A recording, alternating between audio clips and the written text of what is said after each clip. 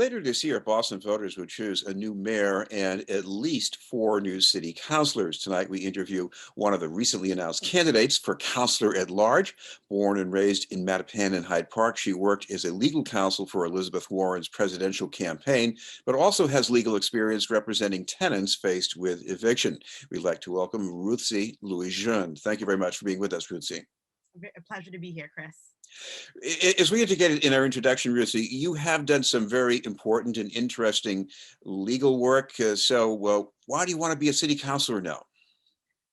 I've, had great opportunities, but they've always been rooted here in the city of Boston and what we can do to make this city more affordable and more equitable for the city of Boston, right? I grew up in Mattapan, the daughter of Haitian immigrants who worked hard to make this city their home.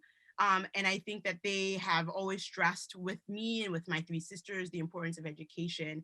And I want to make sure that the opportunities that I've had, right, both as legal counsel, that opportunity is one that all of our children and all of our neighborhoods can have, and we need to ensure that that's happening by making sure that everyone's getting a quality education, by making sure everyone has the opportunity, that the youth have the opportunity for jobs that are both enriching and can pay them some money over the summer and during the school year. And so I'm running for city council because I have the depth of knowledge of what it takes to really to bring services to people, but also having been born and raised in this city, knowing what we need to do to make to bring opportunity to folks.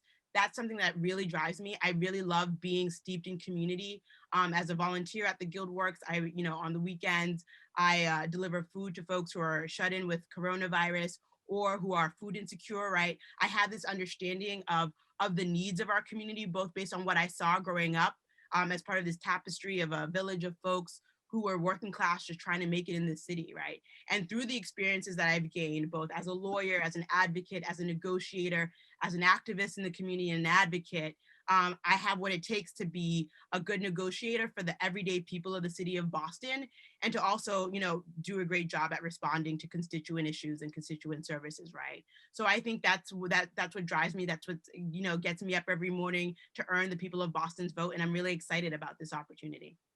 Uh, Rewind a little bit to when you were doing legal work for tenants faced with eviction, and there was one elderly tenant couldn't get around, I suppose, and you decided to bring the legal clinic to her. What were you thinking at that time? Yeah, it was an elderly woman who was facing eviction, and she was facing eviction because they were increasing the rent on her. And so oftentimes one of the best things that you can do for a tenant facing eviction is ensure that they have legal counsel, right? Legal counsel who will help them answer the initial court documents that will preserve their rights, such as a right to a jury trial, such as the right to be able to mediate their issues, right? And she was a woman. I was running an eviction clinic with a friend every Friday. So folks who are facing eviction in Boston Housing Court could come to our clinic and could get help responding to the initial paperwork, and let them know about the resources that would be available to them when they were at Boston Housing Court, which was attorney for the day, oftentimes staffed by me, by other attorneys, by volunteer attorneys, to really help them navigate what is oftentimes a frightening court process, right? Facing eviction, right? They want to stay at home, at their homes, to create stable homes for their children. And so in this one instance, this elderly woman couldn't make it out to our clinic, and she called us, and my friend and I, we looked at each other and said, why don't we just go out to her and help her with these documents? And I think that's really important because it shows the importance of really meeting people where they are, right? Oftentimes folks, they can't make it down to the city hall, or they can't make it down to your eviction clinic. What can we be doing proactively to help people, meeting them where they are? So I had this elderly woman who was shut in and facing eviction, so we went to her home, and it was great because we helped her answer these court documents, but she also enriched us, and she introduced us to classical music. She gave us tea. It was like just a wonderful experience. And I just love meeting people. I love being around people. I love being in community, whether that's, folks who are part of the Haitian community, which is where I come from, whether that's people who are the Polish Americans, the Latinx communities. I love learning from other cultures. And so not only was I able to help her, right, because I have this skill as a lawyer, but she, enriched me culturally. And so I think that every interaction is an opportunity for an exchange.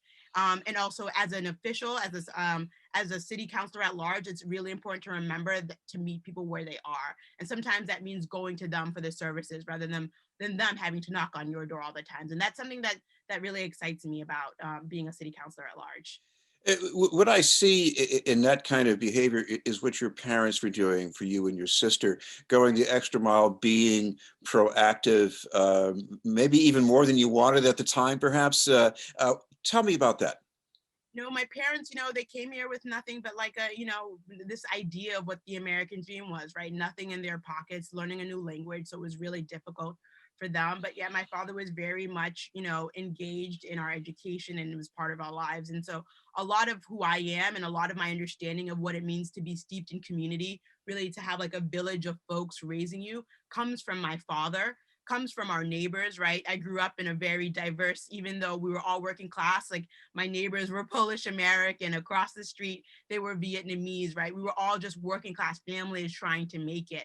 And so my father knew to lean on our neighbors, and our neighbors knew to lean on us. We leaned on our elementary school, where my father was an active member and always present in our schools, right? But when my parents were working overtime and we're working double shifts, we were over at the library, at Lower Mills Public Library during the day, on first name basis with the librarians, and they sort of were, in some ways, are they acted as caregivers. And so when we're thinking about, especially during this pandemic and coming out of this pandemic, what will it take for us to rebuild and to rebuild better?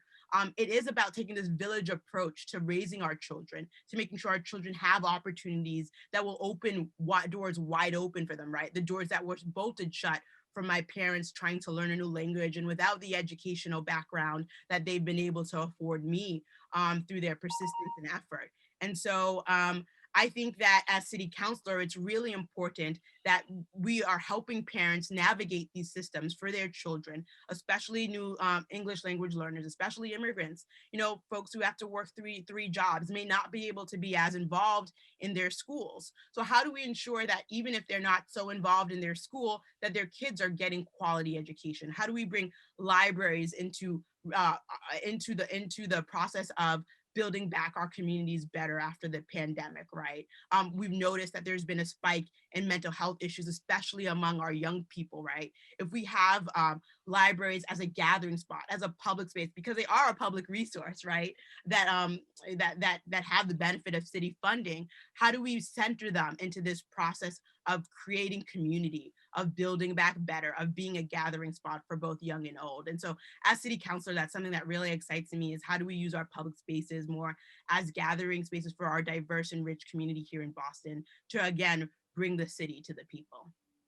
What about your experience with housing affordability? Because right now we have had a lot of new units put into the market. Some of them are income restricted, but there still are many places in the city where people just cannot keep up with the cost of renting. Anything that new that needs to be done about that? Yeah, so I mean, we have an affordability crisis in this city. And, it's an easy thing to say, like, we need to make housing more affordable. But the reason why it's something that you hear said over and over again is that there are actual things that we can do. And as city councilor at large, if I own the vote of the people of Boston, it's something that's day one, my priority, right? There are things that we can do through the inclusionary development process, that which requires residential developers to include at least 13% of the property to be affordable. But when we look at Cambridge and we look at Somerville, they're at 20%. So we can definitely increase that 13% number to at least 20% and do it in a way that is inclusive and do it in a way that is really looking at everyday Bostonians to see how can we make housing more affordable, both in the rental market, but also home ownership, right? We need to be thinking about expanding the pie of both rental opportunities and for home ownership to make wealth building a reality, to make community stabilization a reality, right? So much good happens when we're creating stable communities, stable, affordable communities, when parents have to worry less about their rent, right? They can put food on the table, right? How do we make that more affordable? And there's a lot that we can do to ensure that housing is more affordable, right? And we just need to have the willpower to get that done. And as city councilor at large, that will be one of my main focuses. I'll hit the ground running and making sure that the city is more affordable. Another issue that involves equity concerns concerns city contracts for goods and services and sometimes construction. It's been a stagnant area for a long time. There's a huge racial gap. How do you see your background helping with that? Yeah. And so I think this is where my negotiation skills will probably shine the brightest here. Um, it is that number, less than 2% of city contracts go to Black and Latinx business owners. That number should jolt us into action.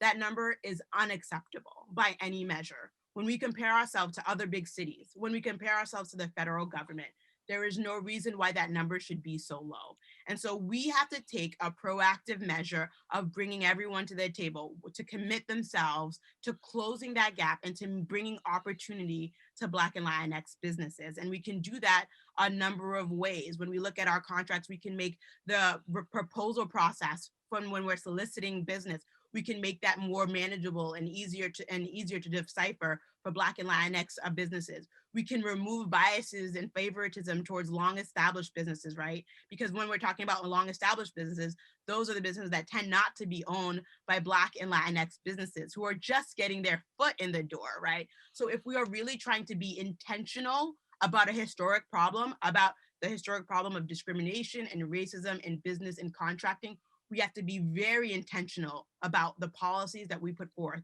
and how we engage with these businesses. And my background, both in working in contracts and being a negotiator, I think can shine really well here. I'm, born and raised Mattapan, live in Hyde Park.